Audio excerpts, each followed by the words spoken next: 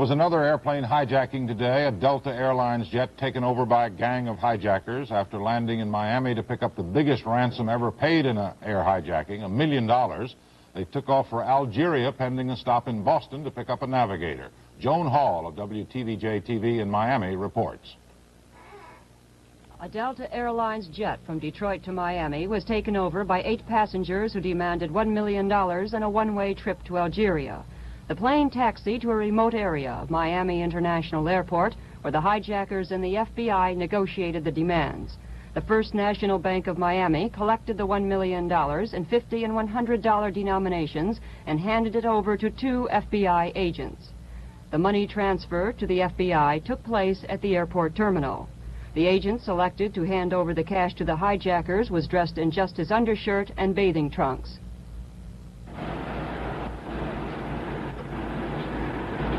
The 2 men drove across the field in a Delta cargo truck with the money in a blue suitcase. This was hoisted up to the plane by ropes.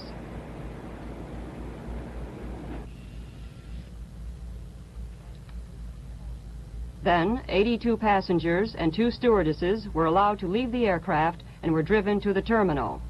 One of those passengers told what happened aboard the plane. Did the hijackers say where they wanted to go, or did you talk with them at all? No, Stewardess said they wanted to go to Algiers. Algiers? Did they ask for money or anything at all? How much? I think it was $500,000 the first time, then we were supposed to go to Boston, and then they changed their mind. We were supposed to get the other part of the money in Boston. What happened when the money came to the plane? They brought it up by rope. The DC-8 quickly departed for Boston with what is believed to be the largest ransom in the history of hijacks to date. The hijackers are described as 3 men, 2 women, and 3 children, all black. One of the men was dressed as a priest. This is Joan Hall reporting from Miami International Airport. The Federal Aviation Administration, declaring it to be an emergency situation today, ordered airlines to search any passenger who fits the FAA's potential hijacker profile.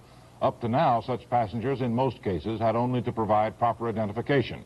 Today's action followed the hijacking yesterday of a Delta Airlines jet on a flight from Detroit to Miami. After picking up a $1 million ransom, the hijackers ordered the plane to Algeria. The Delta jet was allowed to land at the Algiers airport. Algerian officials seized the ransom, and the plane and the crew were allowed to fly to Spain today. The hijackers were 8 members of a black communal family in Detroit, 3 men, 2 women, and 3 small children. The U.S. demanded that the ransom be returned, and officials said they expect Algeria to comply. As for the hijackers, it wasn't known whether they would be given asylum. Back in Detroit, the FBI began looking into their lifestyle. Woody Willis of WJBK-TV reports. According to friends, the family burned most of their books before leaving the house in disarray. On the floor of the living room was a kind of grave or altar, complete with headstones and soil. A pale doll had been partially burned and stabbed in its abdomen. A vegetable meal was left on a paper plate. 2 black plastic pigs were on the headstones.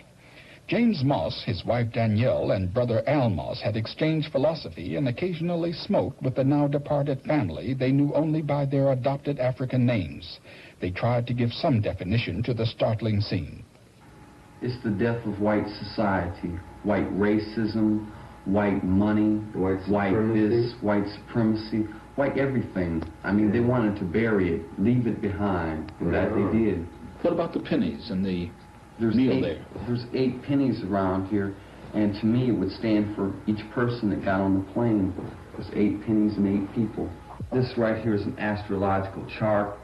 These are mint leaves, an ashtray with marijuana in it, a piece of a checking account, a stamp here that says family planning on it, a voodoo doll that's been cut, or stabbed, and marijuana papers to roll with, pigs here, waxed pigs. There's a black egg under here, meaning a symbol of life, a Bible here, and a headstone. It's a grave. They're burying white society.